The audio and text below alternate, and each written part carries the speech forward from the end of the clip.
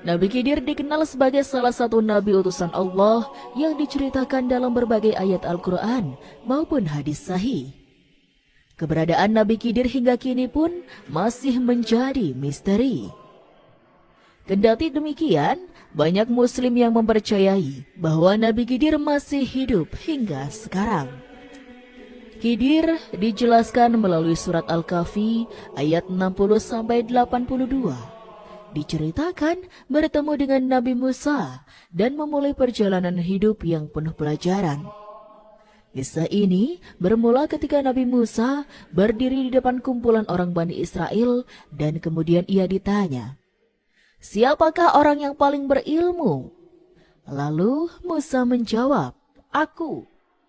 Kemudian turunlah peringatan dari Allah Subhanahu wa Ta'ala. "Sesungguhnya di sisiku ada seorang hamba yang berada di pertemuan dua lautan, dan dia lebih berilmu daripada kamu." Kontroversi seputar Nabi Khidir telah menjadi topik perdebatan yang menarik dalam berbagai budaya dan tradisi agama di seluruh dunia. Kisah tentang Nabi Khidir yang seringkali disebut sebagai nabi yang hidup abadi menarik perhatian banyak orang karena misteri dan tanda tanya yang mengelilinginya dalam agama Islam.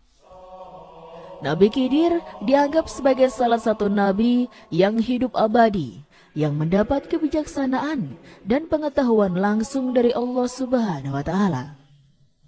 Kisahnya yang sering dikaitkan dengan pertemuan dan pelajaran yang diberikannya kepada Nabi Musa membuatnya menjadi subjek banyak interpretasi dan spekulasi.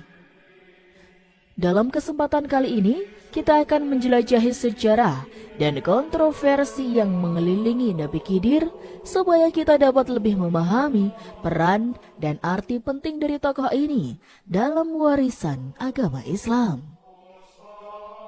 Para ulama berbeda pendapat tentang Nabi Khidir dalam hal nama, nasab, kenabian, dan kehidupannya. Hingga sekarang, Imam Al-Hafiz Ibnu As-Sakir berkata, ada yang berpendapat bahwa Nabi Khidir yang dimaksud adalah Khidir bin Adam alaihissalam.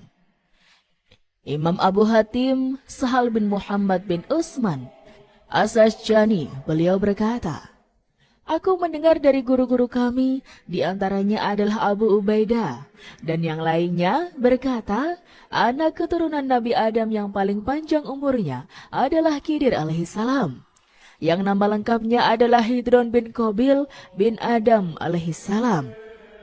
Imam Ibnu Ishaq menyebutkan bahwa ketika Nabi Adam alaihissalam hendak menemui ajalnya, beliau memberitahu kepada anak-anaknya bahwa akan datang banjir besar dan angin topan yang melanda umat manusia.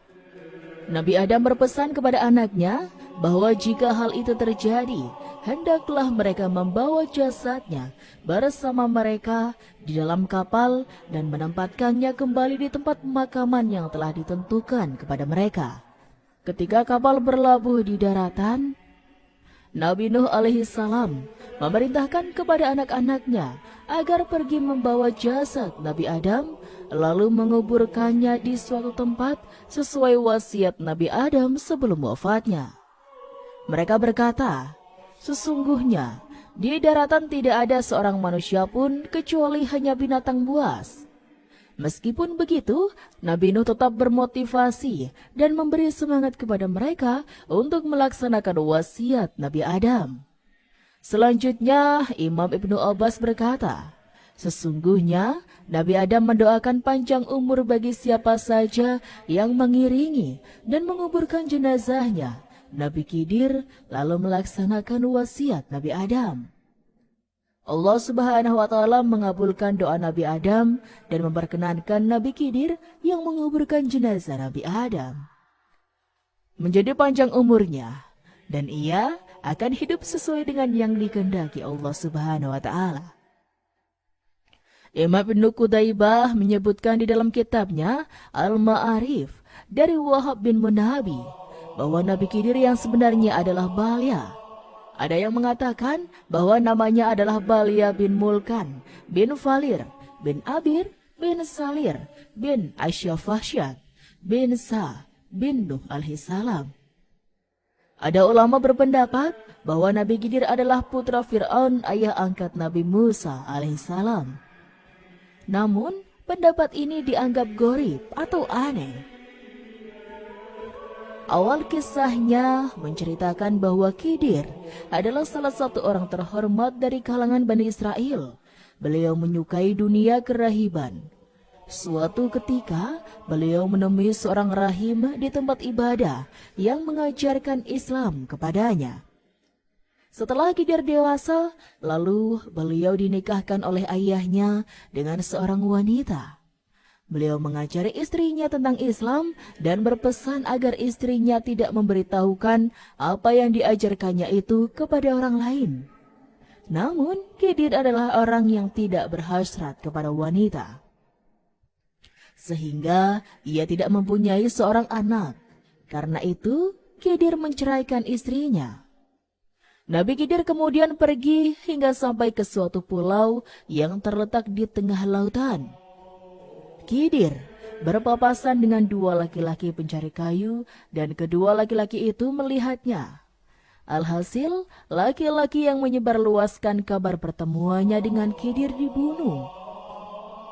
Dalam versi lain dikisahkan, Imam Al-Hafiz Ibnu As-Sakir meriwayatkan dengan sanad dari As-Sudi, ia mengatakan Khidir dan Ilyas adalah dua bersaudara. Ayah mereka adalah seorang raja. Suatu ketika, Ilyas berkata kepada ayahnya, "Sesungguhnya saudaraku ini tidak ada keinginan untuk menduduki singgasana. Kalau bisa, engkau nikahkan saja ia dengan seorang wanita, agar ia mendapatkan seorang anak, dan anak itulah yang nanti akan duduk di singgasana menggantikan ayahnya." Setelah mendengar hal tersebut, ayah mereka segera mencarikan wanita untuk dinikahkan dengan Khidir. Ia pun akhirnya menikah dengan seorang gadis cantik dan berkatalah ia kepada istrinya, "Sebenarnya, aku tidak membutuhkan seorang wanita di sampingku. Karena itu, aku akan memberikan pilihan. Apakah kamu mau aku ceraikan, ataukah kamu mau tetap tinggal bersamaku, beribadah kepada Allah? Namun kamu harus menjaga rahasia itu," ujar Nabi Khidir. Istrinya pun memilih untuk tetap tinggal bersama Khidir dan beribadah kepada Allah Subhanahu wa Ta'ala. Setelah setahun berumah tangga, Raja Ilyas ayah Khidir memanggil istri Khidir dan bertanya, "Sesungguhnya kamu ini adalah wanita yang masih muda, dan anakku pun masih muda. Namun kenapa kalian juga tidak memiliki anak?" Istri Nabi Khidir pun menjawab, "Anak adalah anugerah dari Allah. Apabila Allah berkehendak, maka kami akan memiliki anak. Namun jika tidak, maka sampai kapanpun kami tidak memilikinya." Mendengar jawaban tersebut, Raja langsung memanggil Khidir dan memintanya untuk menceraikan sang istri. Khidir pun menceraikannya. Setelah itu, Raja kembali mencarikan wanita lain yang sudah menjanda dan memiliki anak untuk dinikahkan dengan Khidir. Saat mereka sudah menikah, Khidir menyampaikan pertanyaan yang sama seperti pada istri pertamanya. Wanita itu pun tetap memilih untuk tinggal bersama Nabi Khidir. Lewat 1 tahun pernikahan, mereka pun tak kunjung memiliki anak. Raja segera memanggil menantunya dan mempertanyakan hal tersebut kepada istri kedua Nabi Khidir ini. Istrinya pun menjawab, "Sesungguhnya anakmu itu tidak membutuhkan wanita dan tidak mau menjamahku." Mendengar jawaban tersebut, Raja segera memanggil Nabi Khidir. Namun Nabi Khidir sudah terlebih dahulu lari dari istana. Ayahnya pun mengutus para ajudannya untuk mengejar Nabi Khidir. Namun usaha mereka sia-sia. Mereka tak mampu untuk menemukan Nabi Khidir. Mengenai hal ini, ada juga riwayat yang mengatakan bahwa Nabi Khidir telah membunuh istri keduanya karena ia telah mencoba membongkar rahasianya. Maka ia pun melarikan diri karena perbuatannya itu. Wallahu a'lam bishawab.